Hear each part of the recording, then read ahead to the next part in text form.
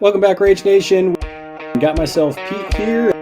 That's not really exciting. We got Senior Dixon. I don't think that's appropriate. And we got Monsieur Leopard. Explorers deserved it. No. Absolutely. I was disgusted. I cannot believe they've done this. It's wacky, it's not good, it's just nonsense. I disagree on that. It's not possible. We're getting the band back together. We're on a mission. Yeah. Now we've got a whole new list of things to complain about. Welcome back, Rage Nation. We are at it again. Got myself Pete and got two guests on that you'll notice Dixon's not on and Chris is still AWOL. So we got Nick from the Texas meta, and then we got Landon from the Landon, I believe are you Chicago or are you just Chicago is it? Yep. There you go. So welcome on, fellas. Good to see you. Howdy. Good to be here. Nick, don't appropriate Texas howdies. Yeah, don't tell any of these Texans I'm actually from California. So. They'll kick you out. Oh yeah. But yeah, got I'm both not y'all allowed because to say howdy. I'm in trouble. You say howdy a lot. To the right people. That's fair. I mean, I'm from New York, so I definitely have I don't say howdy, I say y'all a lot, but other Southern sayings.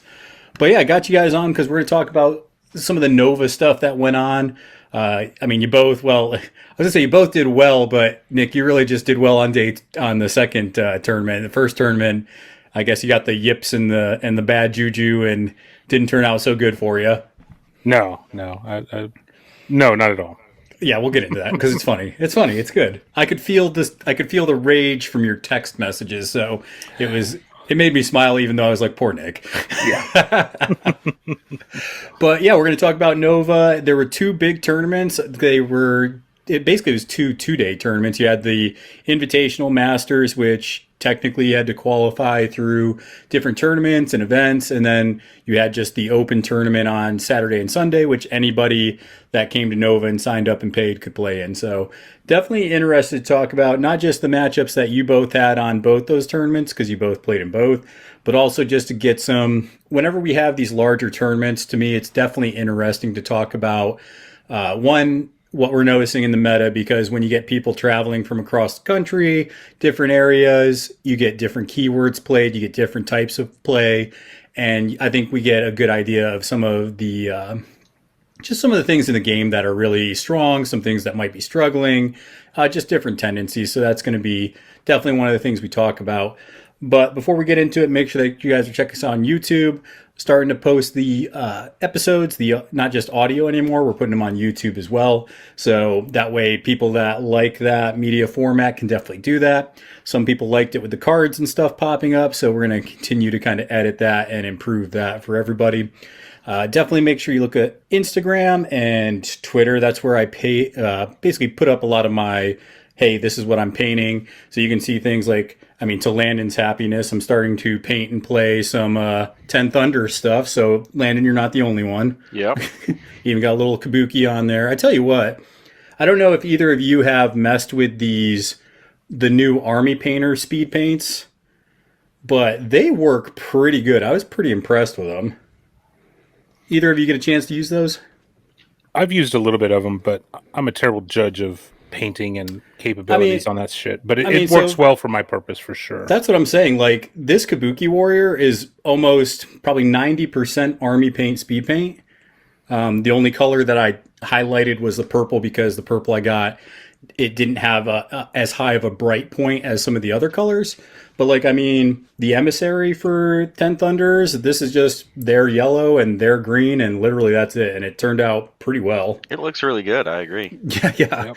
So if you are a lazy painter, I like the contrast paints for GW, but the not 10 Thunders, but the Army Painter speed paints are a little bit better. I was pretty impressed by them. So definitely check those out because it'll help you become a better painter. I painted and posted a picture of the Terracotta Warrior, and that is literally just one brown speed paint from Army Painter, and it looks amazing because of all the cracks and stuff in the model. So definitely good to use. And then finally, if you want to support us directly, check us out on patreon.com/ragequitwire, where you can support us for as little as $1 and get the content a little bit early. So getting into Nova, the one thing I did appreciate is whoever was running the Nova, which I don't know if it was Jeff or whoever. It was Jeff. Okay, good. Yeah, he used Longshanks, which I love because Longshanks, it just, to me, it operates smoother. It keeps better like live track of events. And it's constantly being improved by the person that runs it. So I was happy to see him using it. And yeah, let's just kind of start off with the Masters tournament, essentially, as a War Machine player would call it. But the Masters tournament itself was pretty big. It had almost 20, looks like 23 with a drop. And it pretty much was a Shark Tank. You had people from good players like Andre from the Texas meta. You had Cody from our meta. You had solid players like Maeve and John from, the Southeast as well. Obviously, Landon, you had a couple people from your area come, some Northeastern people. So, this was a strong tournament. And going into it, knowing that you just have solid players, you guys play in a lot of events, so I don't know if that factors into how you approach a tournament when you go into it knowing there's high caliber players. Yeah, for me, I overthought it and really psyched myself out on it. Yeah, it was a shit show. And it shows with my second tournament because I totally threw that out the window and said, let's have fun, and did way better. Yeah, because I think if I went to this, which I was going to, but obviously family stuff and then other things, but if I went into this knowing high caliber players, that's when I think I basically pick my best 2 keywords and I just run the crap out of that. So if I was playing Guild, it's like, cool, I'm going to play, Hoffman, and I'm going to play, I would probably play Dashel if that was the 2 I was playing in Guild, just because those were the 2 that I think, to me, are most powerful, most flexible, and just solid. So those are the 2 I would just do into this tournament because I'm like, they're solid, they're not going anywhere. If I was playing Outcast, I might just solo Von Schill because I'm like, he's flexible, can do most of these, and I'm comfortable with it. So what about you, Landon? How did you approach this tournament? Obviously, knowing there's a good amount of good players in this one. Yeah, I can't say I was super wigged out about anything, just because I go to these events knowing that I'm going to have a good time no matter what. The fact that I tend to win a lot of my games is just an extra added bonus. But I was just going in. I had thankfully borrowed a couple models from a couple of teammates who live out in Boston, as we're doing stuff with the Danger Planet, who is a Goonhammer affiliate. But they had loaned me a couple of 10 Thunders models for the weekend to play, and so I knew that was what I was playing. I've been super comfortable playing Yoko, and that's kind of what I ended up soloing, for better or for worse. Though, nice. To be fair, I had also in my bench Lynch and Jan Lo if I wanted to. Yeah, and let me ask you both, because this was the first major tournament where Damien was live. Did that factor any into how you played in this tournament? Well, I played against it, and that was a bad game for me. But it was definitely a reason why I knew I wanted to have Yoko available. Okay, so what about you, Nick? Were you worried about the new hotness with Damien being dropped? Worried, yes, but I dodged that bullet the entire week. So luckily, I didn't have to worry about that major master and crew, because I wasn't prepared for it at all. Well, and I think you got into the bottom of the bracket early, and it looks like, you guys correct me if I'm wrong, but it looks like Damien ended up faring pretty well in this event. Yeah, he lost 1 game, and that was to Hoffman 2. That seems fair. If you're going to lose, that's how you got to lose. And I'm guessing, Landon, is that the game that you played against David and he just dropped Damien, and is that the game that you got caught on? Yep, that'd be the game that I lost.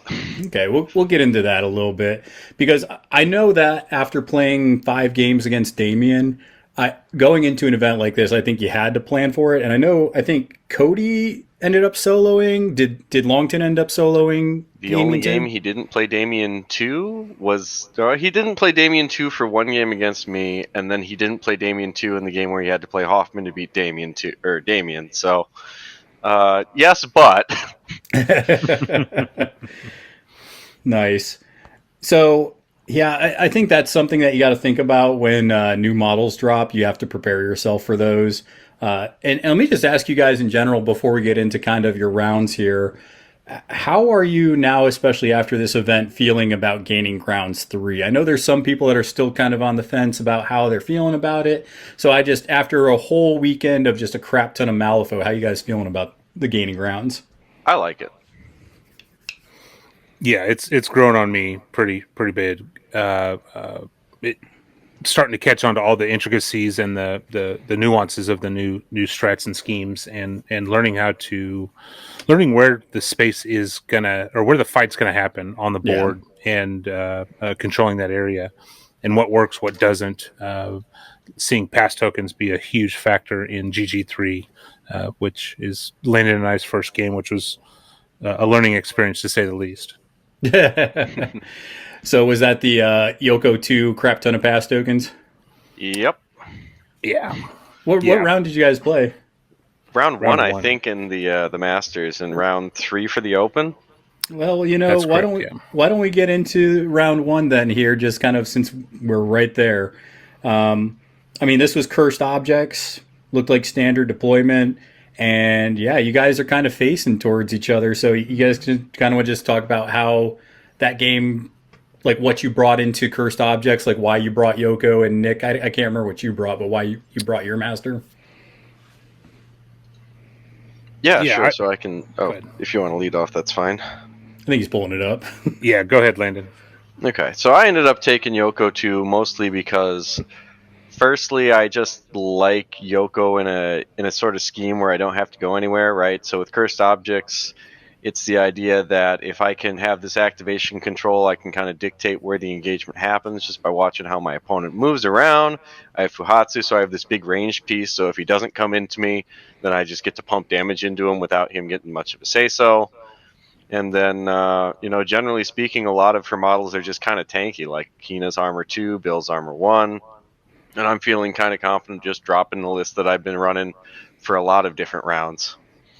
So it's a good way to start the day. Nothing too novel. Yeah. What'd you end up bringing, Nick? I brought Bashal 2.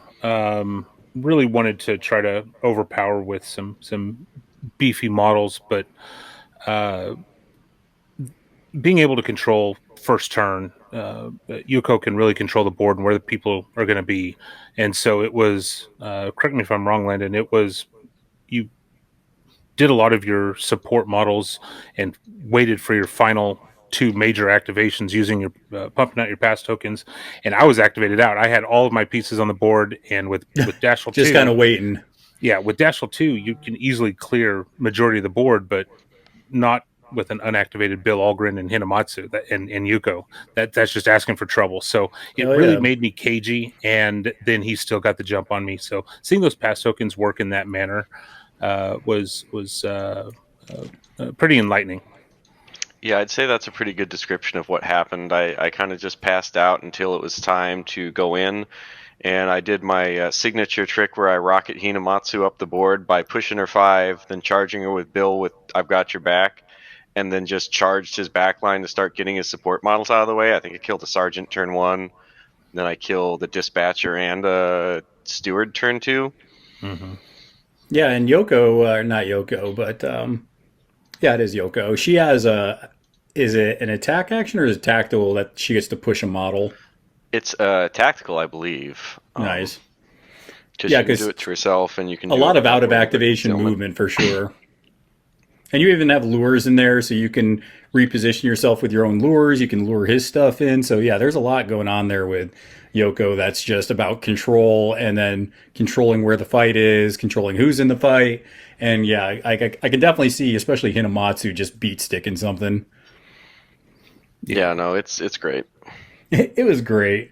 How did you guys find cursed objects with Bashal? I mean, it looks like, Nick, you're probably able to bash a couple of things to get your at least your strats. I don't know if you got your schemes in that game. No, I didn't get any of my schemes. It really just went downhill. Actually, no, I did get one scheme. I got an in your face. but I was unable to have enough activations to get any point of breakthrough, which I was trying to accomplish. But Cursed Objects, just trying to beat things down and get those tokens, was In what I Your was trying to Face go. seems really easy with Bashal. You'd think so, until you face No. Landon that knows exactly how to counter it. So it was good. I learned a lot from the game, though. That's ultimately what I take from that. It wasn't a bad start. I kind of went into it knowing that I was outclassed, outmatched, and I was going to give it everything I got to minimize diff and to really see what I can do and test myself. I mean, you didn't get 8-0'd there, Nick, so that's not terrible. I call that winning. I don't know about anybody else. Win. Landon, you weren't scared of Bashal. You just kind of, controlled him and pass tokened him and just kind of, murdered everything else besides Bashal, or did you go after Bashal any? Honestly, Bashal was a matchup I was kind of afraid of just because he gets to have so much durability on all of his guys, Yeah. but ultimately I was able to pass out and see, okay, these are the models that are going to be able to use Soulstones this turn, and then just kill the models that weren't in the Dashal bubble. Yeah. So that was really the window I was looking for, and Nick thankfully gave it to me. So I think Dashal lived the entire game. I only started putting attacks into him once I had dropped both the Executioners and pretty much every other model. Yeah, the double Executioner in that stupid Dashal list, especially the first couple turns, it's aggressive, it's durable, you're drawing a bunch of cards because the Dispatcher's nearby. It gets pretty gross quick. Yeah, no, it certainly can, and so you just got to look for what openings that your opponent's going to give you and try and exploit that as best you can. Because trying to ram headfirst into Dashal is a losing recipe. Yeah, not a good idea. Do you remember what schemes you took in that one, Landon? Oh boy, I believe you don't, it's I fine, ended but- up taking In Your Face, and I took. I don't remember what my other scheme was. I know it wasn't Breakthrough. Are you, because I know Yoko 2 and the Kanochis, I know specifically, especially when you get a bunch of distracted out, they can actually put out a bunch of damage. How did that play out in that game that you played with those two models? So the Kunoichi, it tends to sit back and give focus for a lot of the time and then try and reposition with I've got your back. Every once in a while you get a cheeky no witnesses in with them. I used to think that it wasn't something that happened a lot, and then the more I play, the more it actually happens. Just I'm like, randomly okay, pops this is up. Good. But I don't recall my Kunoichi doing a ton this game. Okay. Other than just kind of sitting back and trying to not die, because Min 3 gets real scary against Executioners and Bashal when your stats are I'm trying to live with Disguised. Yeah. Yeah, and I like that she has, at least Yoko has stealth too, so that helps her kind of stay up. You have to be in base contact to engage her, so that's always good. I haven't tried Yoko 2 out yet, but I definitely have her painted up and excited to give her the old college try here. Sooner than later, I'm still on the McCabe train currently. The Cape Train is plenty fun. Yeah, Nick said that I'm just a fiend for playing McCabe apparently because he thinks McCabe's pretty decent. I love McCabe. McCabe 1 and 2. I could probably solo them and still have a good time. I am going to solo him next weekend. There's a small tournament that we're doing, and I'm just going to solo McCabe and see how we do. Nice. See what happens. In 10 Thunders, just because I think he's better in 10 Thunders than Explorers, just because Explorers don't have as many useful minions. I tell you what, Landon, that's the thing I've noticed about playing just McCabe. This is just McCabe, no other masters yet. McCabe loves minions, and 10 Thunders have so many freaking awesome minions. It's ridiculous. Yeah, no, for certain. There are a lot of good choices to try in Thunders with McCabe. It's kind of dealer's choice. All right, well, you guys kind of, kick off the day that way, and you guys play, I think it was 3 rounds on Thursday and then 2 rounds on Friday. Is that how that went? Yeah, that's correct. So, looking at your other 2 games that day, is either one of those games kind of stick out to you guys on Thursday? Nick, I know you started kind of having some bad luck happen. Yeah, well, round 2 I got a win against a local, but I played 2 locals the rest of the day. That sucks. And I was expecting Transmortis to hit the board and from one of my players, and he jackdawed me. So I was not prepared for that amount of Negative play experience. Negative play experience. In flank. He was up my ass like round 1, so Okay. it happened. Oh, you played Brian. Yeah. And that's one of his strongest masters he knows. So he knew it in and out. He knew every trigger that he needed to get up the board and just teleport. And I just kept messing with Jakuna's aura. Yeah, I mean, and round 2 was Carve the Path, and then Guard the Stash was the third round that day. And it looks like you played mostly close games, at least on day 1 there, Nick. I mean, you had 4-2 against Titania with Perdita, and then against Jackdaw with Brian, you lost 5-3. So, I mean, it's not like you're getting blown out there. You were still having competitive games. So, Absolutely. I don't know. Was it just familiarity and kind of like Brian knows generally what you're doing, especially with Perdita? Yeah, that too. Day 2 was really the shit show. Was when we started texting and sending pictures of the crap going on. It doesn't help that I was on a hangover, but that happens at conventions. Yeah, you get used to that with cons. What about you, Landon? How were you feeling day 1 with your other 2 games? Yeah, so game 2 I played against Maeve, and towards the end of the turn 1, Maeve's just talking to me, and she says, I think you got this one, but we're just going to play a few turns, see what kind of points I can get. So that was a quick game of Yoko 2 versus Brewmaster, where Brewmaster kind of clumped up a bit in deployment. And I had never played against Brewmaster 2 before, but I figured if you're going to be clumped up punching your own guys, I'll probably be able to blast on you. So I took 3 models with blasts, and that worked out. Mm-hmm. So that game went kind of quick, but it was fun for me. I don't know how fun it was for Maeve. Well, Brewmaster 2 is an interesting matchup because, yeah, I mean, you're still getting your activation control, but Brewmaster still, if they can get poison out even on your models, can still kind of control where things are happening even at the end of the turn. So that one to me is kind of interesting, but I also know Maeve could have brought some really weird things because Maeve likes to kind of just some wild lists that I don't understand why Maeve plays those certain things sometimes, but they work out for Maeve and not me if I tried something wild. So yeah, her explanation as to why she brought the models she did made sense. It didn't. I've never seen Brewmaster before, so I don't actually know how crazy it was. But the only thing that stood out to me that I had to ask about was why Whiskey Golem didn't come out, and that was because May was afraid of all the armor ignoring I had the potential to bring, since she correctly assumed I was bringing a samurai. Sure. And so I think it was not incorrect to leave the Whiskey Golem at home as just an enforcer that would get blown off the table. Yeah, if I'm not see, the thing is though, and I don't know if Maeve brought a Whiskey Gammon then instead, or another construct, but I feel like I have to bring a construct just because you want to get that aura of hazardous poison kind of aura out. And yeah, she tried to rely on the scheme markers for that. Yeah, see, that's rough because those can be removed a lot easier. Yeah, for me it was just that the scheme markers never really moved into me, so I wasn't too worried about my guys getting poisoned. Yeah, definitely, I can see that.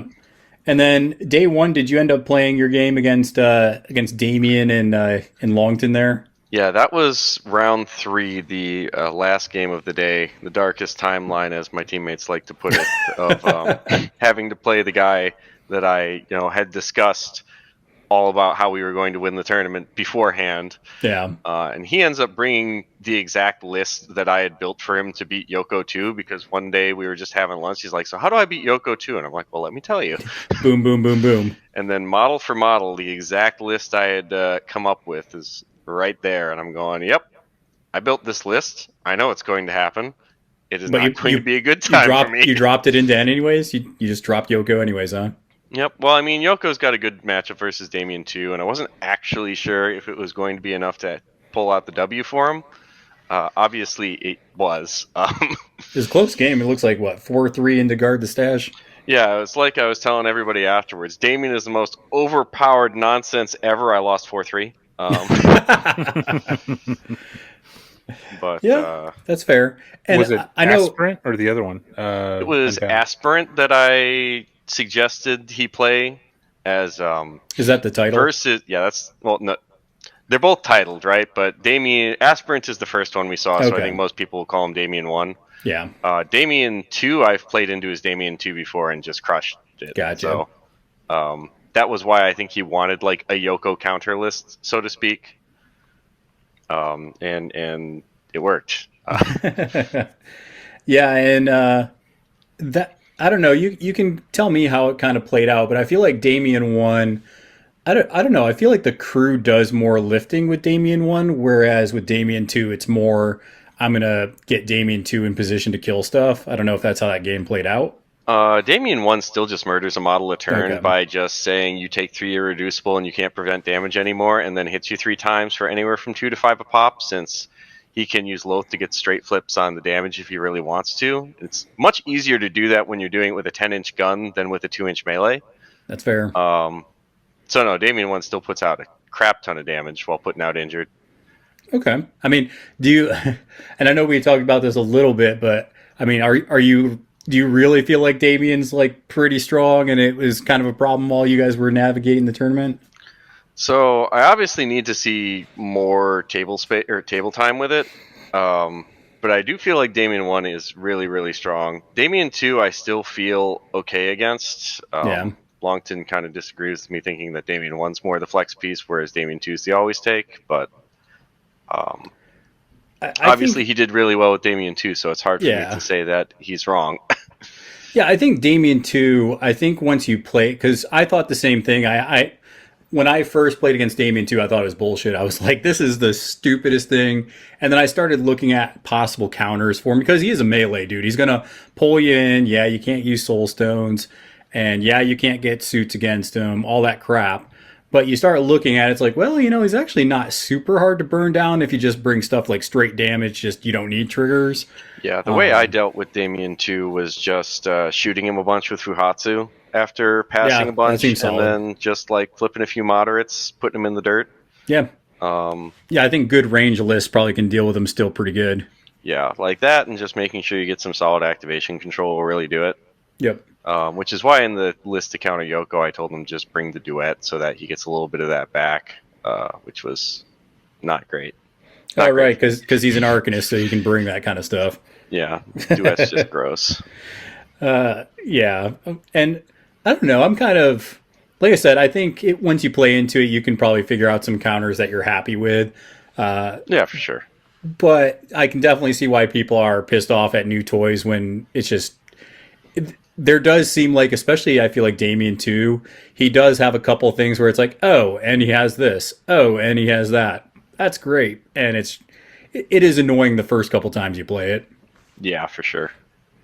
But yeah, I mean, that was still 4-3, so that it's not like that game was, crazy blown out or anything. So Yeah, I mean, the thing that pissed me off about that game is Yoko just got red jokered for damage and moderated for damage a lot, to the point where she died somewhere in the middle of turn 3 or 4, so I couldn't score secret meetup on the piece of terrain in the center of the board for the endpoint because it was 3.9 inches along the diagonal. So I couldn't drop a ski marker using, kosher methods. yeah. And I had eyeballed it, but I measured it out. I'm like, damn, this doesn't work. Yeah, I don't know if you guys are kind of like me, especially in events like live tournaments, but I usually try not to measure things out. I do a lot of eyeballing like you, Landon, just because there is something to be said to tipping your hand when you measure things. So I try not to measure a lot out until I am actually doing the thing. Yeah. And it makes a lot of sense to do stuff like that, I think. Yeah, so get good and eyeball your stuff. Don't just measure out willy-nilly. Unless you want to do like the old psych out, like I'm going to measure this random thing over here, and then you don't do that. But then I think you're focusing too much on not playing the game. Right. Let's see here. So that means day one, Nick, at that Masters tournament, you were at a solid 1-2, and then looks like Landon, you were at a 2-1 at that point. Yep, that sounds right. So, Nick, I'm going to start with you. How'd your day 2 go? Started off brutal against I think it was identical list that you ran with Parker too. I played the Jim Dyson, amazing guy. You did play against Parker too. Yep, and I knew what I needed to do. I ran Hoff 2 and knew what pieces I needed to take. It was in wedge deployment, and with stones, I didn't draw into a severe until round 3. So it was brutal just trying to go, oh shit, I'm just going to have to sit here and survive or try to top deck this shit. And I used every resource I could on positives, and nothing went my way, and Mad Dog just obliterated me. So it was brutal. James did a great job. Yeah. When you start getting Mad Dog, you have all that ping damage coming down. Did you bring any of the upgrades to negate the pulse damage from those, or no? No, I really should have. I really tried to aggro myself in there and get the Peacekeeper up, but the Peacekeeper kept getting stalled in by rats, which is stupid. It was so ridiculous. These little rats were keeping the Peacekeeper from walking. It was just a he did a great job controlling the board and where I could and couldn't go, and it just went downhill from there. But well done, Jim.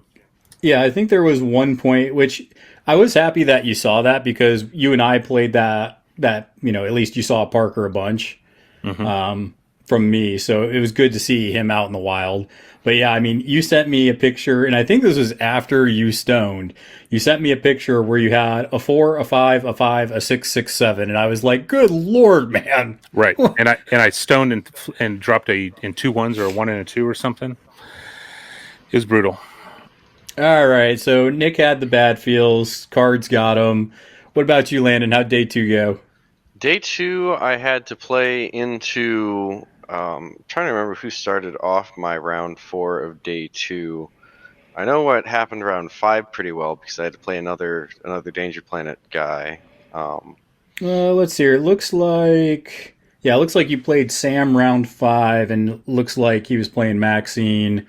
And yeah, that I remember. I'm trying to remember who my round 4 was. I think you actually played Maeve round 4 from what it looks like. It looks like you played John Gould. You played John Goulbourne. Right, John Goulbourne was my round 2 and Maeve was my round 4. I was messing that up. Okay. Yeah, no. So I guess I'll just talk about my John Goulbourne game. Tell me you didn't have the most fun playing John, just Shenlong nonsense. So the only problem I had with my game with John Goulbourne was that it looked like he had accidentally left his cards at home or something. So we just had a really slow game since we had to look stuff up in the app a lot. And I also had to play on probably what I'm going to call the worst table at the entire event. And John will back me up on this. We both locked in lists without looking at the table, and then we look down at the table when we're deploying, and we see this giant river that just splits the table. It was probably like a 5-6 inch wide river, and this is corner deploy. I've seen that, yeah. And my corner is just entirely a forest, right? So John was the attacker, so he puts me in a forest. You're like balls. And then immediately after I get out of the forest, I have to trek across this 5-inch wide river. And so I'm just thinking, man, I should have really taken Train Ninja. And John's like, yeah, I really should have taken Train Ninja.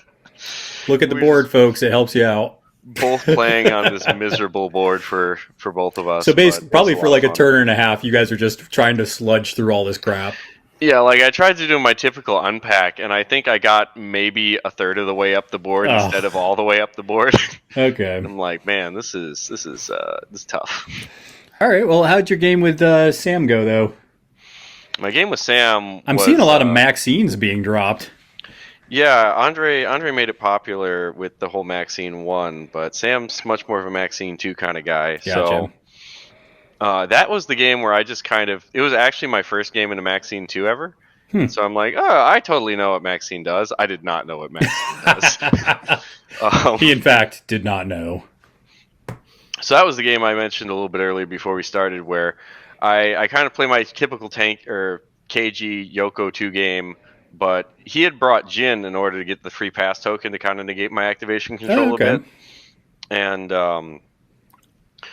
it ends up going end of turn 1, I try to lure Maxine 2 in, and he's like, okay, and Maxine 2 gets lured in, and then he just bonus action leaps her right back after taking 3 attacks. And I'm like, well, this is not going to be a good game if this is how it's going to go. That wasn't good. So I make this one kind of desperation play with only 2 12s in my hand, thinking 12's a good enough card, right? With my Lone Swordsman, I try What's and the charge likelihood, Karada, right?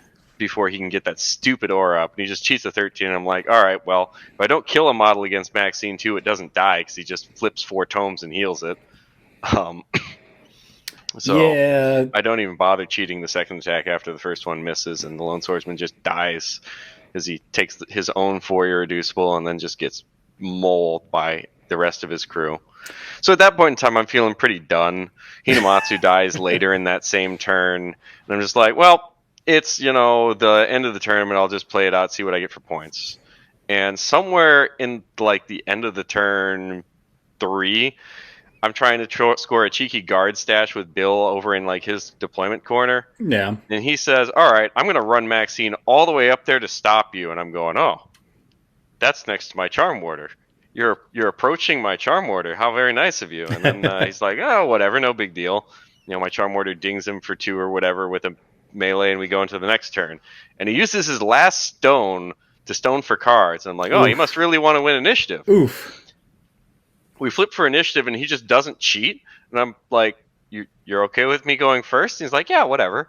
So I go with Bill. I knock Maxine down to 0 wounds. He's like, okay, cool. I'll place over here and heal. I'm like, no, buddy. You won't. This is a Charm Order. It says right here you don't. And he goes, oh, crap. Lantern of Souls. Get wrecked. Oh, that's so... Sam learned what Charm Warders do. I have a feeling you didn't feel too bad about that, though. Yeah, I thought it was funnier than anything. I'm just like, man, whoops. Yeah, and luckily it seems he felt the same way at the time. Yeah, it's one of those things where I don't always forget about Lantern of Souls, especially with the Charm Warder. There are other models that have that ability that I forget about it, but I feel like that's pretty much the thing Charm Warders are usually right. brought It's the iconic Charm Warder ability. I didn't feel like I needed to point it out because that was the only reason I hired a Charm Warder. Even it's like I need Lantern in this list, so I'll bring it in here, and then we'll see if it works. So I got wrecked by Maxine 2, and I was playing Bayou, and Bayou in fact does not have Lantern of Souls. So yeah, you wish. I do wish. I would still play Bayou maybe. I get to play a nice tight game because I actually end up scoring 2 points on strategy on turn 4 and turn 5. Since I didn't get the original one after he denied it with Maxine, but then he was running a little light on models just because he played a really elite list, and like 3 or 4 of them were in my deployment zone. And then I get to get my second point on martyrs because I had already fed him my first martyr earlier in the game. With my Terracotta I'd been hiding the whole time, and end up clawing it back 5-4 in a game I was pretty confident I was losing on turn 2 after I had dropped a third of my list for no extra crackback. Yeah. So that felt good. Yeah, and I mean that's kind of why you just we were talking about this before we started recording. I do feel like, especially when you get competitive, that sometimes you got to just finish out rough games. One, because that was like the game we played, Nick, where you played Lady J and I was playing Parker Dead Man Walking.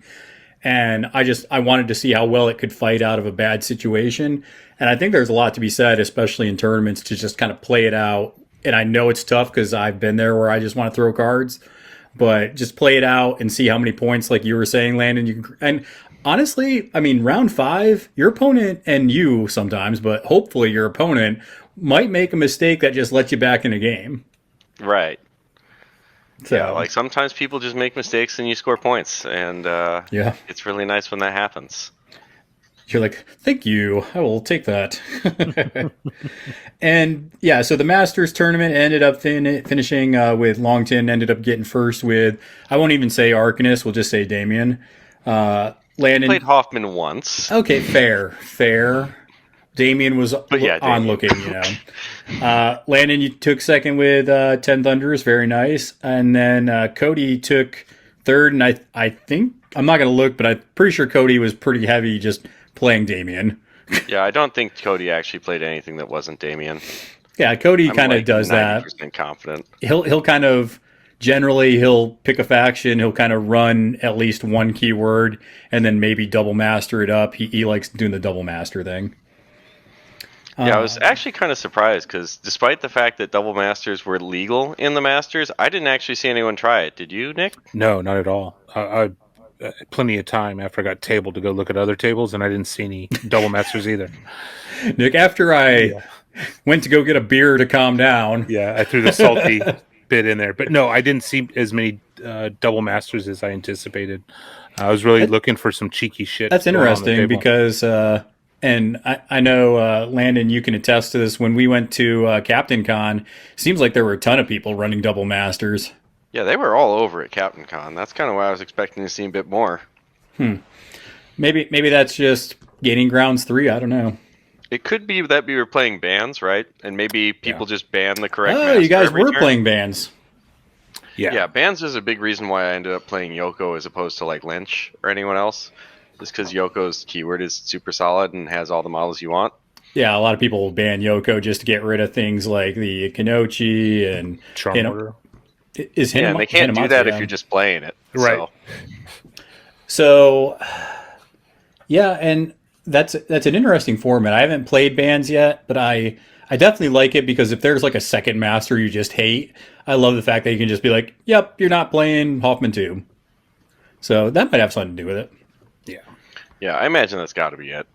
Yeah, and it looks like as far as factions go, there was a pretty good spread as far as the breakdown of the different factions. It looks like they were all represented in this, so pretty decent spread. How many Ten Thunders players were there? Was it actually just me? No, John it was you and Goldborn John. as well. It was just you and John. Just me and John. All right. Hey, like I said, we're bringing it to the Rage Quit Wire. We've got the models painted. They're getting on the table. I honestly just got tired of not knowing what the faction did. So I played against Ten Thunders. I'm like, what the fuck does this do? So that's my big push on why I'm doing it, honestly. That's why I tried out Explorers right when they came out. I'm like, I got to see this on the table, and I got to be the one to do it. Otherwise, I'm just going to lose when it happens. Right. All right. So you guys end up doing well. Sorry, Landon did well in this tournament. It was a new. So, Nick, I do want to get your perspective because you have a whole nother tournament to play. How are you feeling after that shit show you had on day 2? I was ready to say fuck it. No joke. I was about done. I wasn't in the right mental state just to continue, and I got to the point where I was like, wait a minute, I'm here to have fun. Like, who gives a shit at this point, right? I'm in a room full of killers. These guys are all really good players, guys and girls. We're all really good players. Just have fun and enjoy the games with your the people you see online all the time. And when I changed my perspective on how to approach the next tournament is when things went way better. Yeah, and I also like it because I think at that was the moment where you also decided to be like, F it, I'm just dropping Perdita. Yep, that's exactly what I did. I know her well. I know all the intricacies and the shenanigans I can do on multiple fronts, and said, fuck it, I just went with it. And Landon, you also had a change of mindset going into the next tournament. So part of it was I had asked in a Discord, what I should do for the second day tournament, because to me, the Masters was the big important deal. And the next tournament, no matter what happened, I was going to have fun. Sure. Then the next part of it was drinking a lot at karaoke.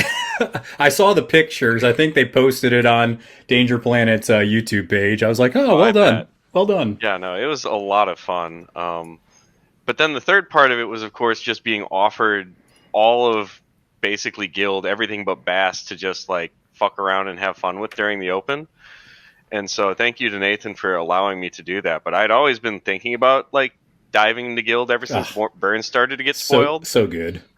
And I had like maybe 2 or 3 games of practice with a handful of the Guild Masters. I'd played Dashel 2 before, and I'd played Sonya 2 before, and actually that might have been it. But I'm like, I like these Masters. I really want to give them a shot. Let's see how they do. So looking at this, I mean, and you still have a lot of the good players, obviously, who played in the Masters. It looks like there were a few more players. This one got up to about 33 players. So you get some other people who maybe aren't as cutthroat, and they're just there to kind of have some good games, maybe play something random that you hadn't seen before. But yeah, so looking at let me get into looks like round one was Carve a Path. How are you guys feeling about Carve a Path? I don't know if that's one you guys are starting to like as far as a strategy or not. That one's kind of, it reminds me a lot of Heroes of the Storm and kind of guarding the cart and kind of pushing it along with, your models. So I don't know how you all feel about it. I personally like it when it's not on corner deployment, especially on those boards at Nova. Corner to get your third and fourth point are near impossible unless you table your opponent. Yeah, this one looked like this one looked like it was wedge for this second tournament. Yeah. I think it's maybe a little too easy on wedge, but then that's countered out by just being in your opponent's face so quickly. Yeah. I didn't mind it on corner, but it is a little much on some of the boards. Like on the board I described, that's with John Goldborn. That was actually our Carve the Path round, but I had eventually actually gotten it there just because Amano is such a house at it. But yeah, it can be. I wasn't getting more than 3. The other marker I just abandoned somewhere around the center. But I think it's a pretty cool strat. I like most of the strats, honestly. Yeah, and agreed. With Perdita, Nick, what are you pushing the ball with? Everybody. I've got so much out of activation. So instead of concentrating, sometimes you would just be like, "Yep, go push." Yeah, and I can push towards the model, and then operel into interacting towards it at a later date. Strategically putting Nino up in the right position to bump that marker up round 2. It just you played against Zip round 1. How was that? It was interesting. It was Zip 1, and Tim, awesome opponent, was concerned with the sheer volume of marker removal that I had in keyword, and the guild mage was on the table. Of course, you got to bring the guild mage. Got to freaking bring it. Of course, but he did a good job trying to negate all of my shooting lanes, but eventually it snowballed into my favor. Yeah, I mean, Bayou stuff is just, it's Bayou stuff. You get a bad flip and all of a sudden the model's dead. Mm-hmm. Bad things happen. Absolutely. Yeah. So you ended up getting that one 4-1. I know man, Nick, you're playing some cagey shit if you're only scoring like 4 or 5 points in your games. We didn't make it out of round 3, I believe. Okay. Yeah, that one was a slow go. That was we got a little bit late of a start. He had to pick up his cards from the room or something. We had a little bit of a late start, but yeah. So that's the low score there. Okay, and Landon, before you talk about, because it looks like you had you played. You played against Levy 2 round 1. Yep, that'd be correct. How'd that go? And you dropped Sonya. Yeah, I feel a little bit bad about this one because you should a newer player, I think. I don't know that. How dare you kill the puppets?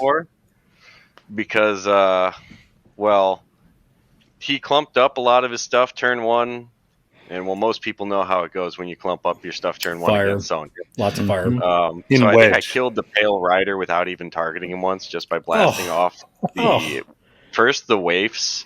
And then the soul battery. You're a bad man. Yeah. So I think I had 3 models dead turn 1. Not only that, but then you're also, because most of the time you're going to get those triggers, right? Then you have pyro markers next to all your crap. Yeah, well, you can't drop the pyro markers and blast at the same time. True. So if it's choosing them to kill the markers or drop the pyros, I'm going to drop the blast markers and kill your models. But like there were definitely still a bunch of pyres on the board. It was amusing because like the pyres were on his half, and that's where I want my wagon to go. So I kind of had to try and push my wagon to not remove all my pyre markers. Yeah, and I don't know how you feel, but what's that one ability where you get to look at your opponent's like top 5 cards? Confiscated Lore, used it every turn. So good. It's like, well, I'm going to make sure you have to cheat first every time, and I'm going to use my lawyer to make sure I've got the 13 I need to do it. So, yeah, and I've got a 13, and you're flipping like crap. How high do you want to cheat? As an opponent, you just know, like when Nick did it against me, it just makes you rethink everything because you're like, well, I might as well not even stone here because, I'm going to maybe mitigate 1 damage, or if it's the Black Joker, he just put it in there and then nothing happens. Yeah, I was mostly shooting enforcers just to make sure that I was blasting without any input from my opponent. But how about it was a rough game. Did you get any of those sweet out of activation like smacking with the thralls? I didn't actually get any of that. I wanted to, but my lawyer actually, amusingly enough, was just playing like patty cake with the dead rider. Fair. I would push, he would push it back because he knew he needed to try and fight for points. Yeah. And that's how he gets his 1 carve point. But I like Levy 2 a lot. And Nick, I know you're a fan of Leviticus and both versions, but I feel like Levy 2, a lot of the strats are just problematic because it's an elite list. And I think it's hard for Levy to kind of do it. I feel like you just got to grind it out with Levy 2. It's just, there's not going to be a lot of games where you just out attrition, maybe not out attrition is the right word, but I don't know. It's just kind of weird to me that you don't ever have more bodies, right? Yeah. Because you got so many elite models. Yeah, I feel like he does okay on like covert ops, but I don't know that I like him for much else. Maybe for the, what do you call it? The kill strategy with the tokens, cursed objects. Yeah. Both the COs. He can do the COs. Yeah, but the other ones, just not enough bodies. Yeah, because the thing with those strats is you can use the pass tokens you get off of his Dispel Magic to try and get last activation, and last activation, 2 riders back to back will do some good work. But like that's not always a winning strategy. Yeah. So, but you both ended up getting the win round 1. So Nick, you got to be already feeling a lot better. Oh yeah, yeah. You're like, I'm not going to kill anybody for real. Oh yeah, had a beer at lunch. I was ready to go for round 2. All right, and round 2. I mean, it looks like you had a guild mirror match, Nick. You ended up playing against Dashel 2. That one I might have been worried about if I were you, just because how hyper aggressive and killy that can be. Yeah, so I know Jordan. And this was guard the stash round 2. Guard the stash, yeah. And my opponent Jordan's another Texan, and so I knew what was coming my way, and I was able to mitigate a lot of the major damage that was coming in, and then just punishing him hard. I put the no heal aura up on Dashel, and I wound up killing him at the beginning of turn 2 because he shoved him in my face real quick. But I hit every mask on Frank's stat 7 sword. I kept monitoring on single negs and just kept whittling away, and he was gone. And I was able to make up a lot of room that way. So that sounds really familiar. I wonder why. And Landon, I'm looking at your round 2, and I'm actually a little surprised.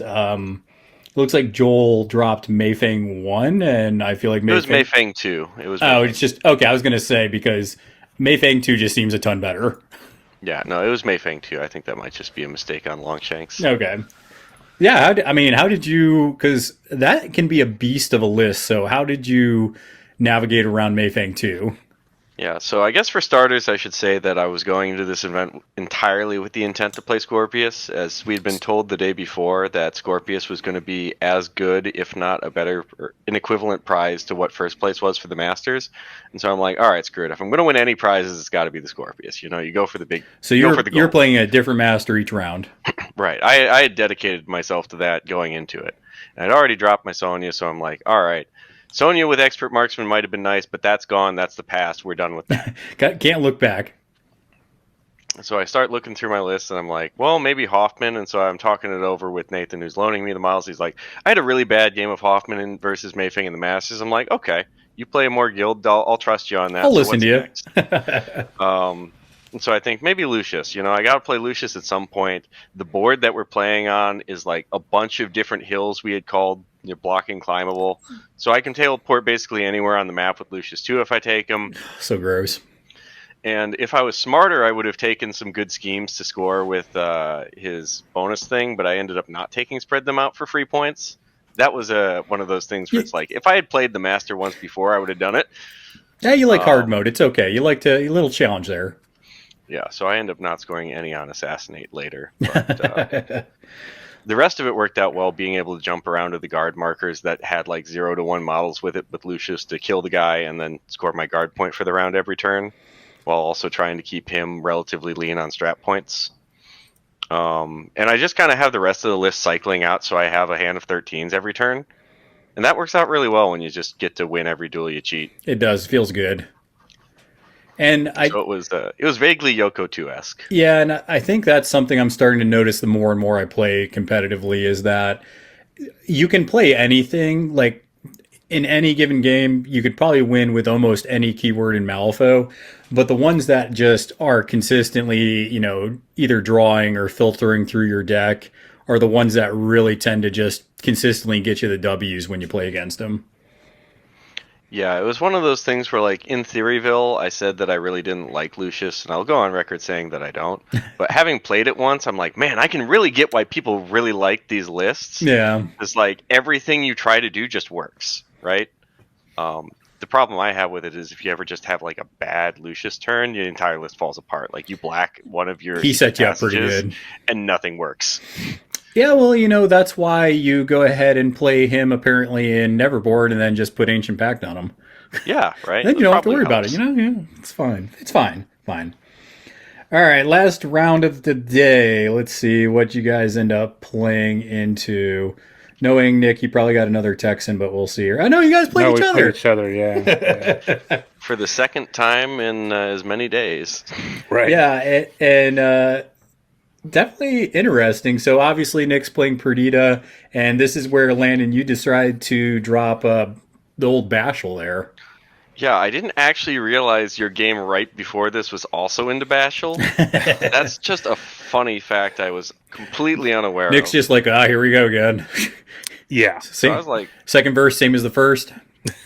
I was a little worried going into it because I knew Nick was playing Dashel round one, and I'm like, crap, am I going to be playing into someone who knows my models better than I do? I've played more than one game of Dashel before, but not more than 5, sure. Right? Mm-hmm. But I'm relatively confident going into it that Dashel is a good pick for the strategy and scheme pool, and I'm like, all right, we'll drop it anyways. He's still tanky, and he's my favorite. Was the strat cursed? Is that what this was? It was Guard the Stash. Okay.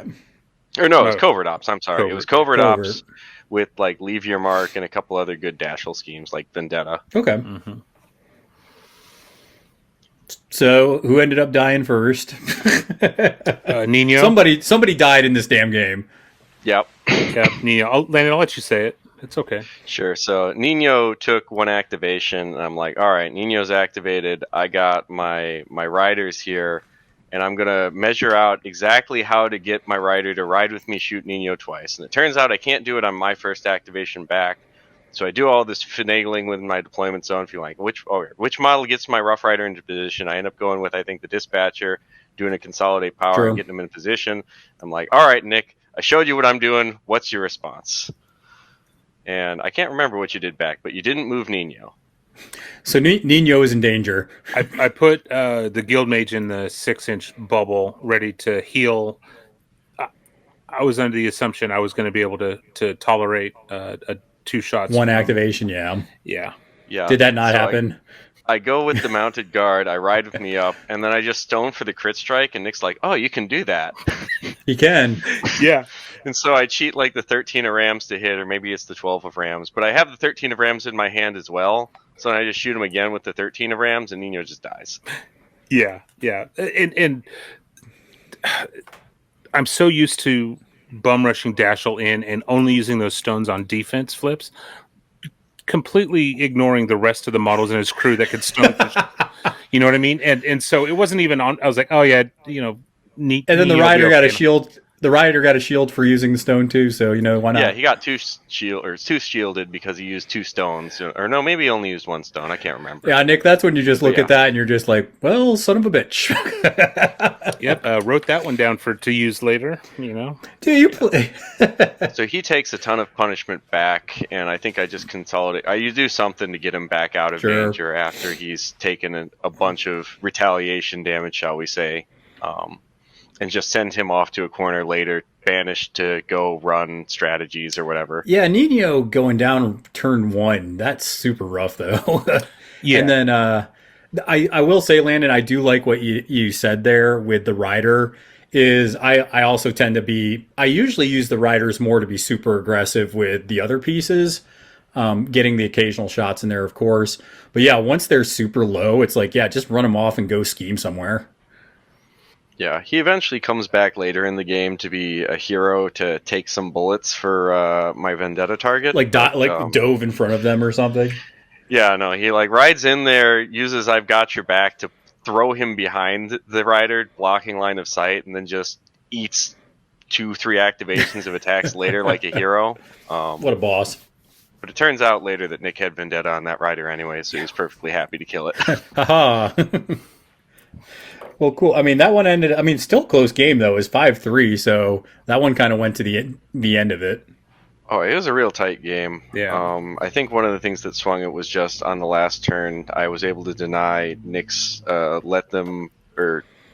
leave your mark point by using the crow trigger on the last stone I had been clutching the entire game to drop a scheme with Dashel while removing a scheme. Yeah. No, So well that done. changes it from a 4-4 to a 5-3. Okay, so it was looking like a draw game. then. I was thinking that way until that last activation with Dashel. But Landon totally mathed it out and knew exactly when to pass and to just let it ride. He killed an unactivated model to have that activation control. And then I think Dashel was buried. And so I was just trying to push models together to when he popped out, I hold him in.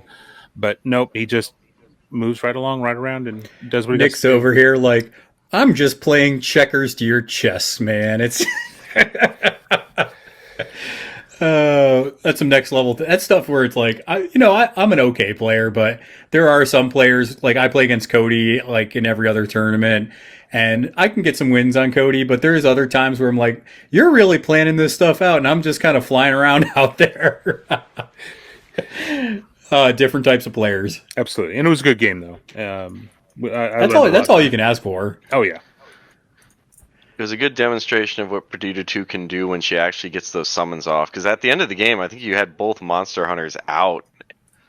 Those monster hunters are brutal. Well, I asked Nick the first time I talked to him about Perdita. I was like, how often do you get these monster hunters? He's like, pretty much every game. Yeah, you pick those right models to make sure they're in that range to get them grown. Because especially, I didn't have a Abuela on this list, but you start getting to those stat 7, potentially stat 8s out of activation against with whatever trigger you want, and that's stunned on a stick right there. So get that crow every time and just stun whatever you can on the opponent's crew. Well done. And you guys get into the last day, which is definitely where you start to see some kind of, on Sunday, you never know what you're going to see on Sunday, because especially that first round, people are like theory crafting. They're like, sometimes the matchups are, so I'm playing against this faction. So some people drop some really wild stuff on that first round of the last day. So, I mean, Nick, it looks like you got to go up against Brewmaster too. So I don't know how many games you have against Brewery, but that can be a tough matchup.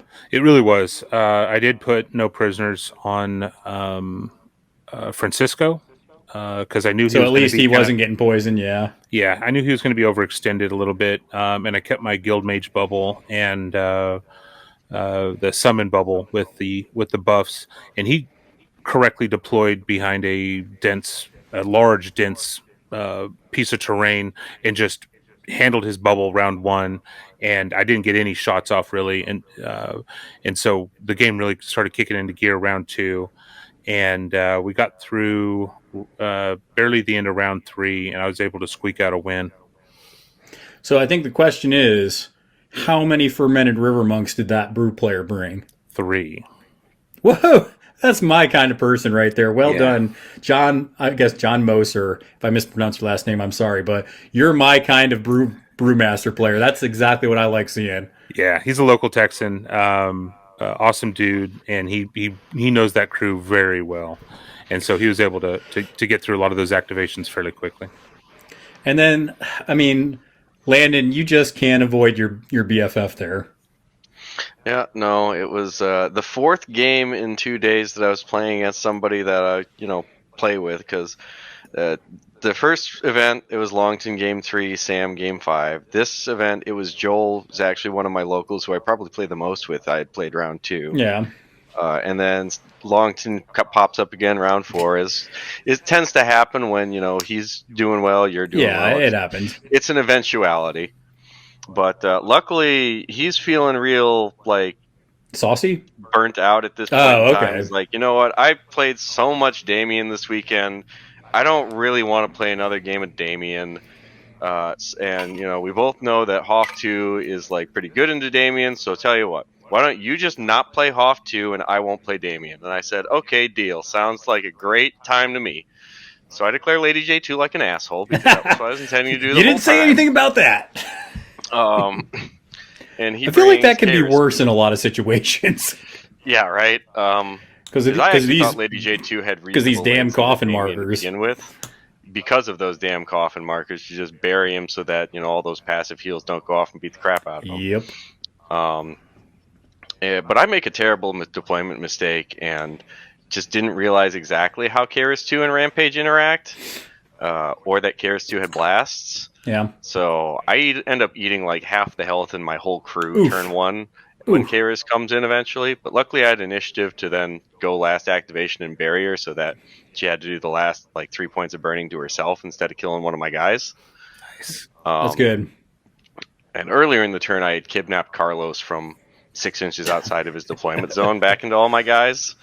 Because, why not just walk twice, bonus action a guy through a wall, and then charge back to your deployment? That's what I hate about Lady J. It's just like, I'm going to, get up to the middle of the board, and then I'm just going to bury what you love. That's pretty much what it is.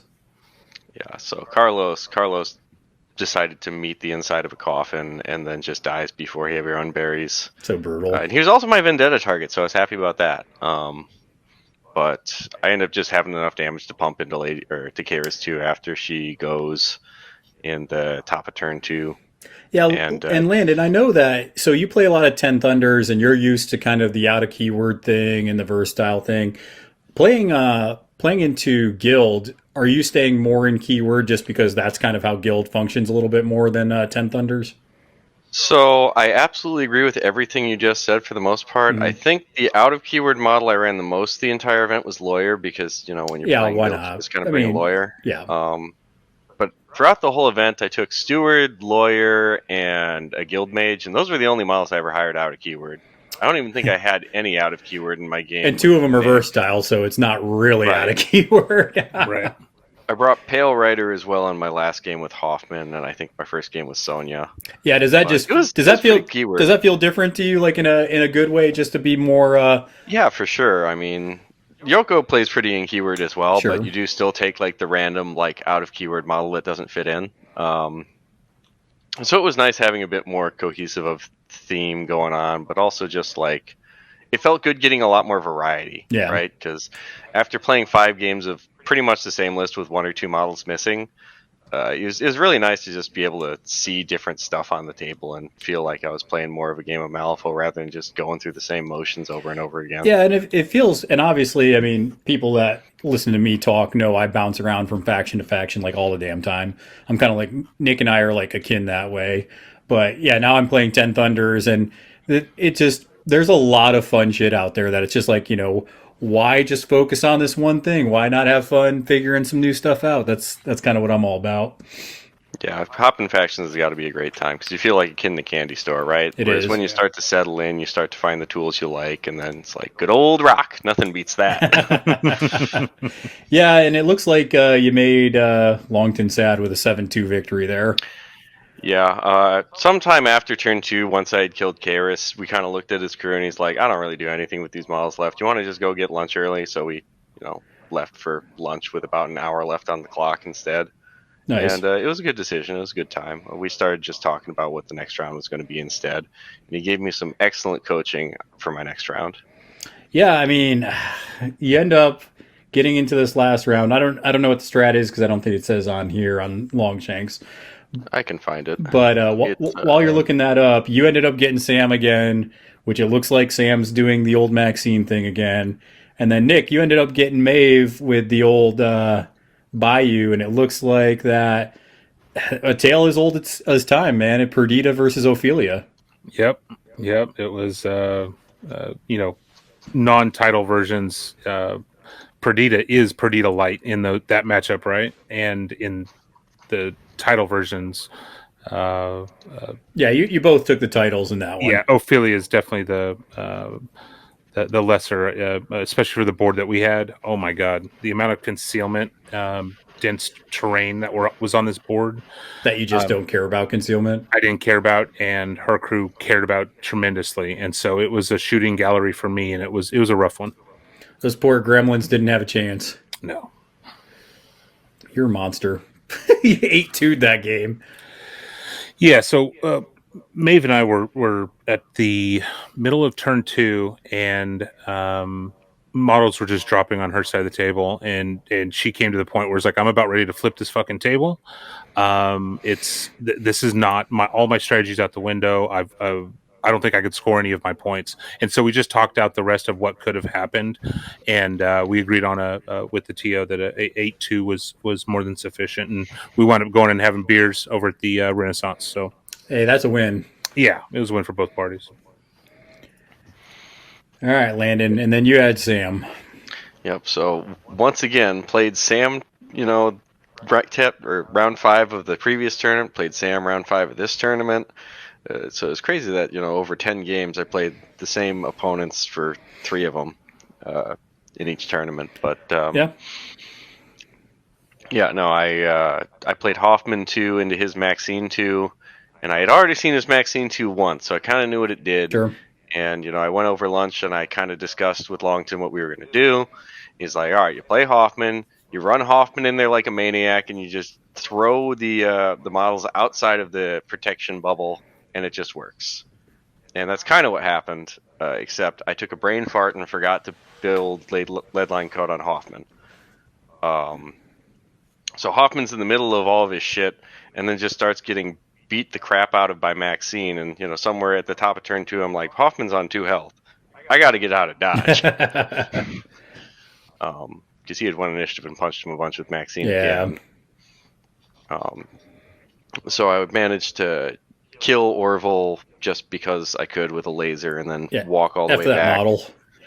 Yeah, I hate that model. So it's like, oh, whatever.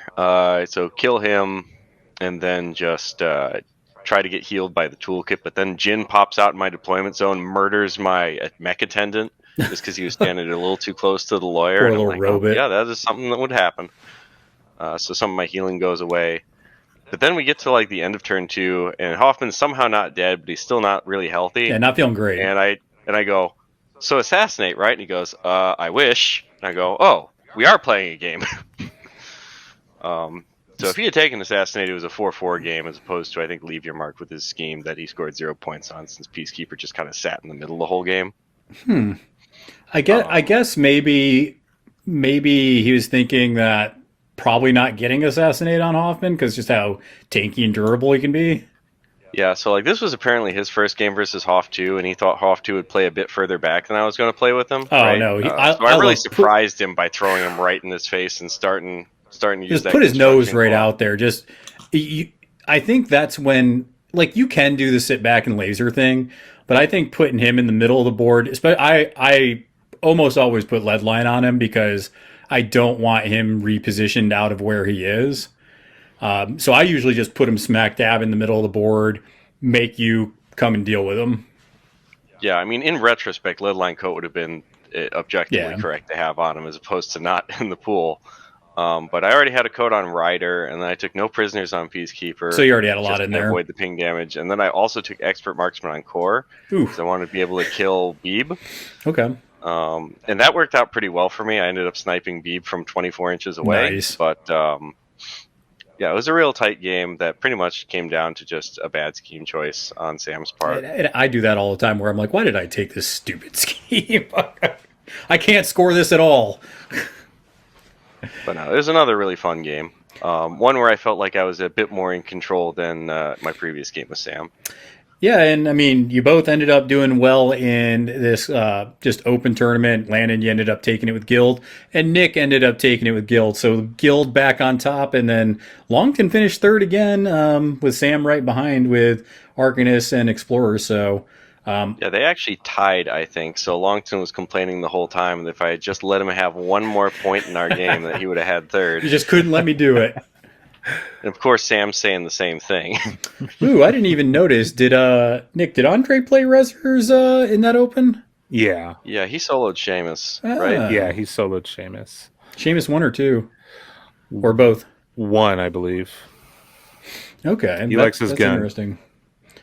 Yeah, it seems to me that Andre had been discussing with Longton, well, how do I beat Damien? And one of the things that came up was just shooting him, right? Kind of like we said earlier. Just a big gun. So he thought, well, what can I play where I just shoot something to try and test out this theory? And I think the answer he came up with was Seamus. Yeah. So Nick, does that mean that Andre is the better Reser player when compared to Brian?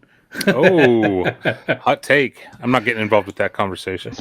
So funny story real quick before we kind of just talk about generalities here and observations. But so Brian, the episode that came out before this, we did Von Stuck too. We did a talk on it. And Brian was like, can I ask you a favor? I was like, yeah.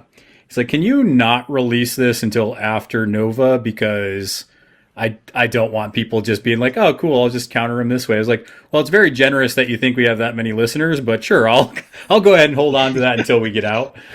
So that was a good little thing, but yeah, and, I didn't realize they were 5th and 6th neck and neck on the Open. yeah. Mm-hmm. Yeah, that's right. So since Landon abandoned 10 Thunders, 10 Thunders only had one player with John. There were freaking 7 Arcanists and 6 Guild players, though. So, I mean, still a good spread, but yeah, those two factions were the two top heavy as far as how many players played them. Rezzers had 5, so there's a couple of things kind of just, I think, that I noticed when looking at the breakdown. And one thing I do want to say is, obviously, good players are going to finish usually pretty well no matter what they play. So I don't want to put too much stock into it. But noticing just in general that Outcast, I mean, they finished okay, but I noticed they were kind of on the bottom half of the standings. And Nick, I know you were talking to me about how you were kind of a little worried for Outcast after this event. Yeah, the sheer raw power that I saw dominate the tournament makes me concerned for Outcasts, I guess. But I know they have raw power. It's a matter of learning how to play it. And, you know, is it Von Schill with his Von Schill 2? Is it, you know, there's a lot of options I've got to sift through. But yeah, I am a little concerned that I'm sitting here with Guild, which has a lot of beat stick masters and support pieces that I know very well, and I'm jumping into a faction that I don't know all those pieces yet. So I'm not looking at all the masters taken, but I would think since there were some Outcast players, I was kind of wondering, I mean, apparently Terra wasn't used a lot. I mean, just kind of looking at some of these people that brought certain things. So I'm kind of wondering if Terra was, because I feel like she's still pretty, especially Terra 2, a little bit degenerate type stuff, but, you know, still should be pretty good in a lot of these positioning pools. So I was a little surprised not to see her a little bit, even though I don't play her a bunch. Yeah, I mean, just looking at who's playing Outcasts on Longshanks here, one of them is the guy who showed up, hadn't played a game of Malifaux before in his life, and dropped after round 1 just because he wanted to get a game in. So I think we can throw out that Outcast player. Another one was the relatively new player who is still just kind of learning the game, who was playing Levy 2 in my first round. Yep. That's number 30 right there. Then up there we have Jim Dyson. Love Jim, great guy. And so middle of the table though is exactly where I'd expect Jim. I don't think he was playing Tara at all. He was trying to Scorpius too. Sure. And so like Scorpius throws off a lot of power rankings as far as how factions go, because not every faction has like a good roster of masters. They might have like just a couple good masters. I think Outcast might be in that boat. And then Tim's the one that I recognize as like the first really like notable. I expect this to be on the higher tables Outcast kind of name, and he placed 8th, which is not bad, right? Yeah, and he brought Zip, he brought Levy, and that is Levy 1. Brought Von Schill, which is always a solid one. Don't know what the second or last game was, but then he did play Terra 2 in that last round and got a win. So yeah, I think that kind of goes back to what I was saying, is that I can see that with Outcast, but I think Terra and Von Schill are still really good. Sure. And I think it comes down to what are the solid and good players playing. Like, I mean, obviously, you know, if Landon decides to play Outcast, you're probably finishing somewhere decent there. not to toot your horn too much there, Landon. Same thing, Nick. I think if you I were appreciate you doing it for me. I think if you were, playing Outcast pretty consistently, you'd finish most of the time in the top half of the tournament. So I do think that's something important to note, that it just looks like, the people that you would expect to finish in the top half just happen to mostly not pick Outcast, or in other cases, not pick Bayou. Bayou is the only one, and I was going to ask you guys this, where I feel like sometimes, even if you're a good player, a bad round of something, just high flips, can just destroy Bayou, just because some of the models are so ridiculously squishy that sometimes it's hard to come back from. That's the only faction that I'm kind of looking at where it's just like, man, there's just sometimes where I love Bayou and I still play them, but there's times where even my favorite masters, a bad turn, and it's like, where'd all my models go? Yeah. I think they've got some resilience if you're playing the right keywords. Like if you're playing Kin or you're playing Infamous, you've got a little bit of ability to try and stop that. But I can very easily see what you're, talking about happening if you're just playing like Brewmaster and you flip bad, or if you're just playing like Summer, one of the keywords that just doesn't quite have so much tech, just because they don't have a lot of like consistency in the faction, I don't think. Yeah, and I think that's probably a good way to put it. And it's also, so the keywords that you mentioned, like Zip, I could probably solo Zip. I'm very comfortable. I think he's solid, flexible, fast, drawing a bunch of cards, cycling them, I should say. So I think that if I was playing Bayou right now, I would probably just do Brewmaster, Zip, and Maw. That would probably be the three I would play. Oh yeah, Maw's great. Yeah, but Maw is the one where I'm super concerned about squishy models. It's like if they can somehow work around your Scamper, it's a rough day. Yeah, they just flip good and they never have to cheat, right? Yeah. And Scamper doesn't work as a defense. Makes me sad, Panda. I'm like, did you cheat? They're like, nope, son of a bitch. That happened to Joel in one of my games. He's like, all right, I got Sparks. I'm going to Scamper away. I'm like, no, I flipped that. Yep. He's like, Totally didn't cheat. You're not going anywhere. Die. And then the other thing I was going to ask you guys, because it got brought up in just as we were kind of talking, did you guys feel like a lot of your games didn't go to turn 5? So how do you feel that was going through the tournament? Did a lot of people not finish? I mean, how'd it go in Nova?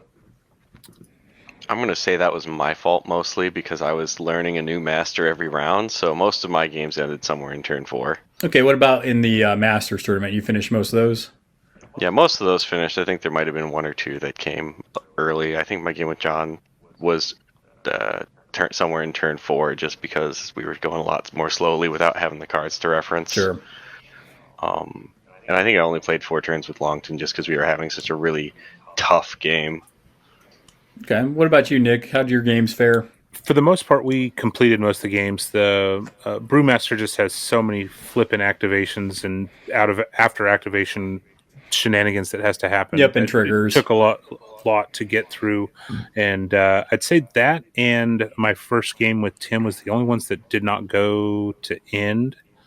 And those were all because of one reason or another. So, but for the most part, most of my games ended around 5, which was good. Yeah, that is good to hear. Just because I know in some events, depending on players, obviously there's some players that play slower or they're newer, which is fine. But it's always good to hear that most of the games are finishing. But I also think the closer you get to the top tables, or the tables where people know their crews, those games tend to finish because it's like, I know what I'm doing, you know what you're doing, and we're just trying to iron out the details. Mm-hmm. So as far as the meta goes, Gaining Grounds 3, how do you guys feel like everything's shaking out? Is Malifaux Burns a problem? Is there a certain faction that we feel maybe is more of a problem? Or is everything kind of washing out where it's like, okay, this is feeling pretty good? Silence. Well, I think if everything comes out of the new book like Damien, I have some concerns. Okay. There's still like a couple of things that are just happening that I don't think are great for the game. I'm a little upset about the idea that they printed Jin as just like a model that exists. And I don't think what Yoko 2 does is particularly good for the game. But like, other than a couple of small doom and gloom points I have, I think for the most part it came out really fun. And I really do love GG3. Okay, so do you think? But see, that's kind of the problem, though. Pass tokens are kind of, that keyword shtick. So I mean, how would you? I don't even know how you'd address that without necessarily because. Yeah, I mean, I don't disagree, but like the one thing that's bothering me, at least with Jin existing, is that if it was like one keyword that does it and that's a unique thing, that's fine. But if we start putting like more models like this into the game, like Jin, you can take in any faction or keyword in Explorers, right? Yeah. That just kind of get activation control. We start getting back into this weird second edition type thing where you're just hiring models not because they're good, but because you want to like Control. go with your good models last. Yeah, I feel strongly about that too, because when I play Brewmaster 2, just being able to just delay 3 activations, and now it's like, cool, I have 3 models that I get to activate, and I just it don't can think be that's brutal. very fun to do to people, Yeah. right? Like they don't feel like they have any interaction, especially with Yoko 2 where you just draw 2 13s and you're like, I have the cards to do wherever the fuck I want. I have a free pass.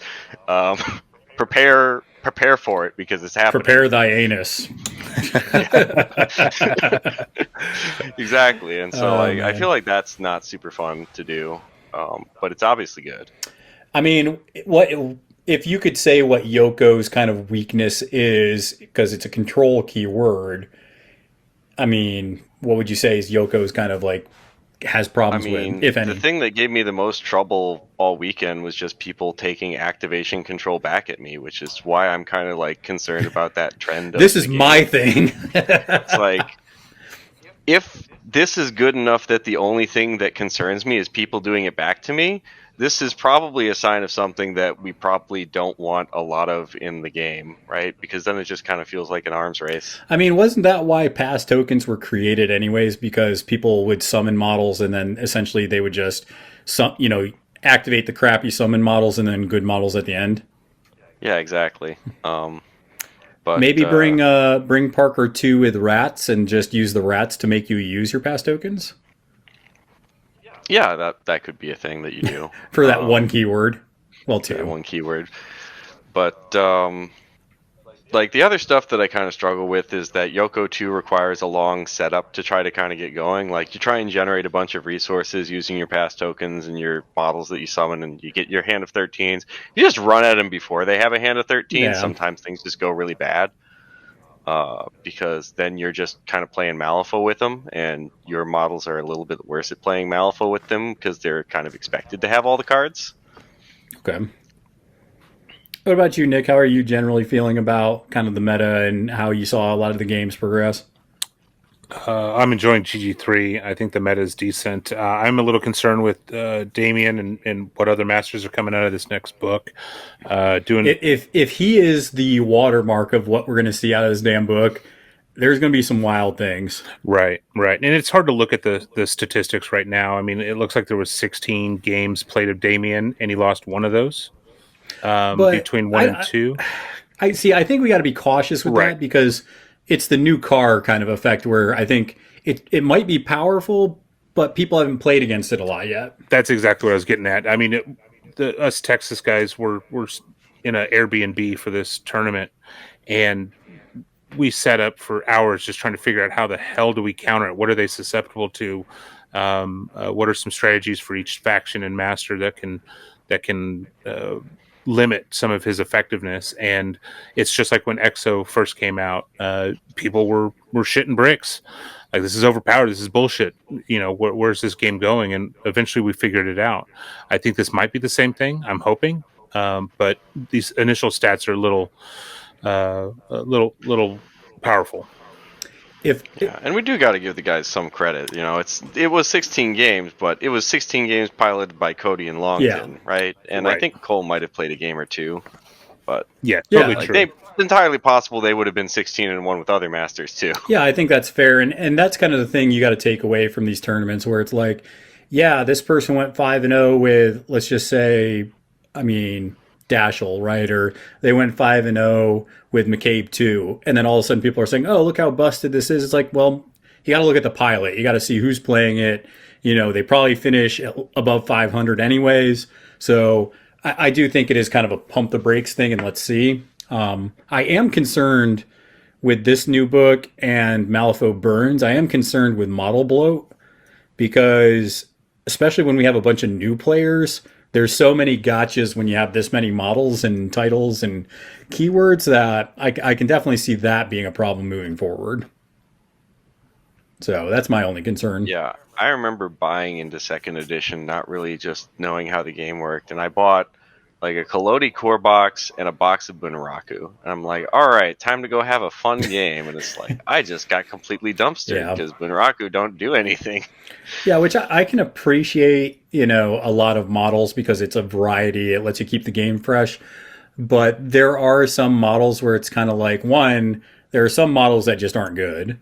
And then two, there's other models where it's like, well, they kind of do the same thing. So why do we have two versions of it? Yeah, I think that, especially for newer players, I mean, obviously not us on this podcast right now because we've played enough games where there's very few models that we don't know what they do. Obviously, maybe we have a hole somewhere where it's like, oh, I don't know this keyword as well. But generally speaking, you know the shtick. You know kind of like what this keyword does, even if you haven't seen it on the table a bunch of times.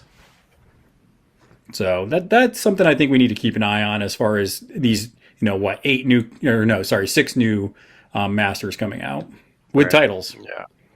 I gotta say, the keyword system does try and help alleviate a little bit of that, though. Because the problem with second edition or like earlier editions of the game is that, like, if you added a new model, you'd added a new model to every single list that could be played, and from what I hear, they also had abilities that did the same thing, but they were called different things.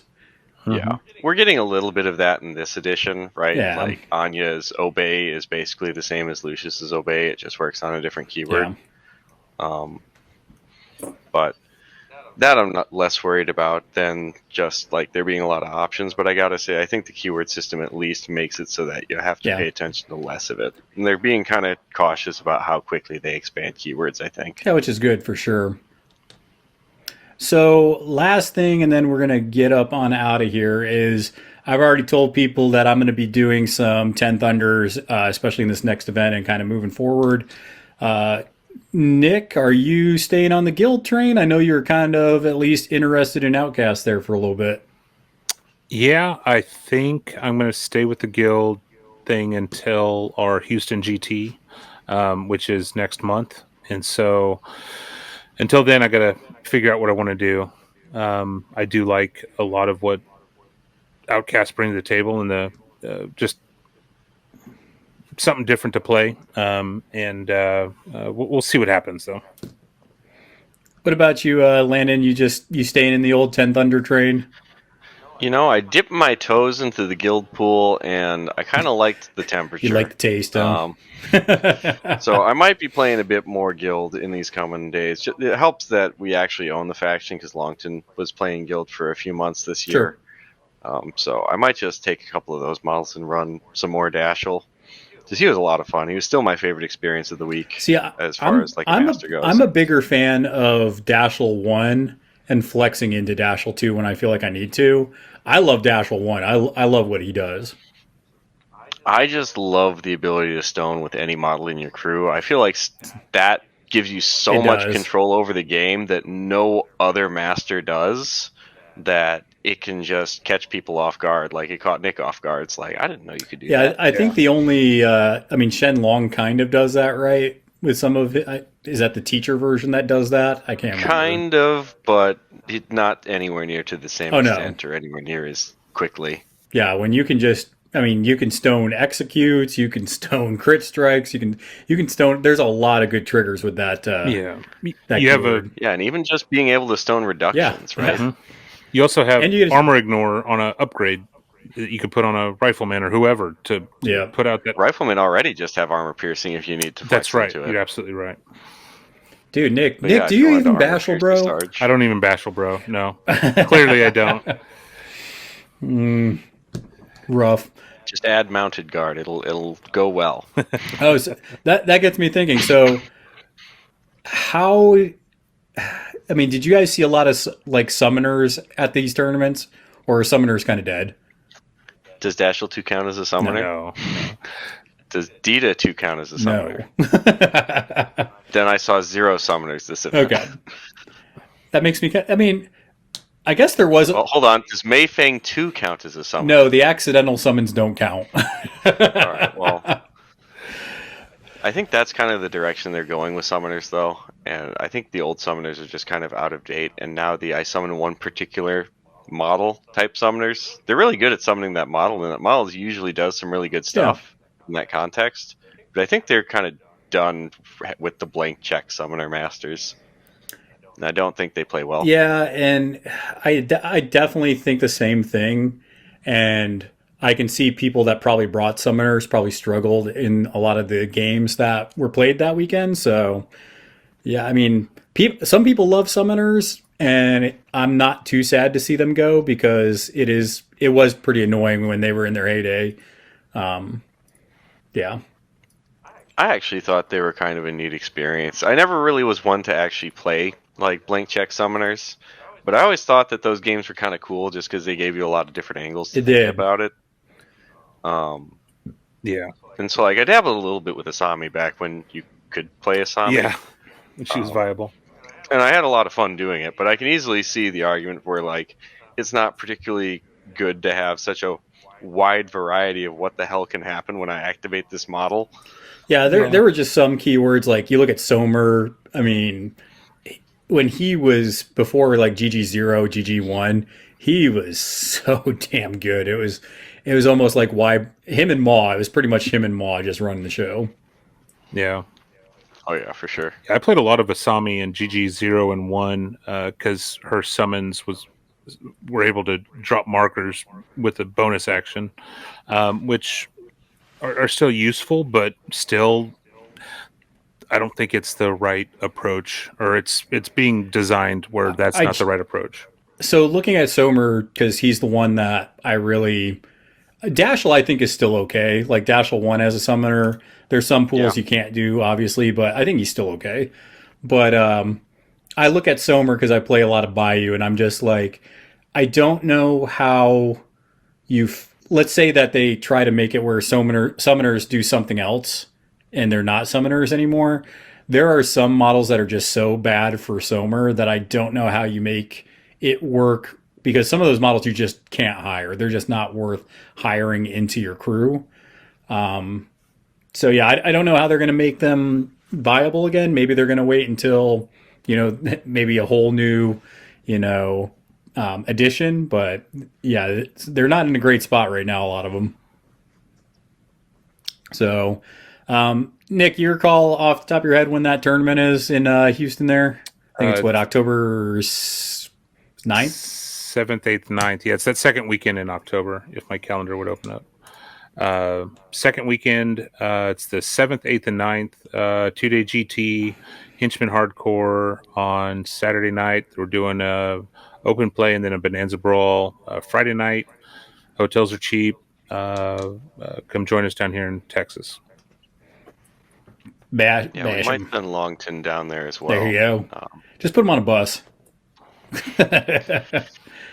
So we're discussing who's going to be able to make it out, but we're talking about it. Okay. What about you, Landon? You got anything you want to plug? Anything you want to share?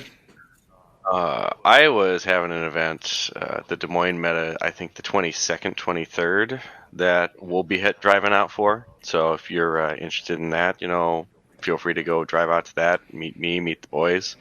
I know Schemes and Stones doesn't put out too much content these days, but you can still. Yeah, they're doing some like BattleTech stuff.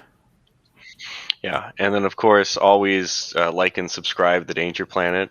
We got a YouTube channel where we talk tier lists. We're planning on putting some content out that's much more keyword focused for like some Tactica. So look forward to that. Yeah, I've been looking at. I do like the tier list. I think you guys just put out the Explorer Society tier list. I think it might have been today. That sounds right, actually, this morning. So the tier lists are good just because I think it's interesting to hear you all talk about your thoughts. Obviously, there's some things I disagree on, but I think it's interesting to hear people that play the game and looking at the cards, even if they haven't played against it or with it, and just interpreting how they think this might play out in the current meta. So it's definitely interesting to hear y'all talk out each keyword in each title specifically. Yeah, and honestly, I think if Malifaux was the kind of game where I could put out a tier list and everyone agreed with it, I probably wouldn't play Malifaux. Yeah, I mean, anymore, right? solved games aren't very interesting, in my opinion. So it's really good to just kind of get that discussion that we have and just kind of suss out why we feel this And way. you guys disagree quite a bit on a lot of the keywords. Yeah. You're like, I don't agree with that, especially when y'all were doing 10 Thunders. Somebody trashed, I can't remember the master, but somebody just dumped it, and you were just like, well, I don't agree. I think it's actually pretty good. Yeah. So I think the only thing everyone agreed on was Asami 2 complete trash. Oh my god, yeah. trash tier. All right. Well, thanks for coming on, guys. We're going to wrap this thing up. Make sure that y'all are flipping cards, flipping tables, and we will see you all next time. Welcome back, Rage Nation. Got myself Pete here. That's not really exciting. You got Senior Dixon. I don't think that's appropriate. And we got Monsieur Leopard. Explorers deserved it. No. Absolutely. I was disgusted. I cannot believe they've done this. It's wacky, it's daft, but it's just nonsense. I disagree on that. That's not possible. We're getting the band back together. We're on a mission. Yeah. Now we've got a whole new list of things to complain about.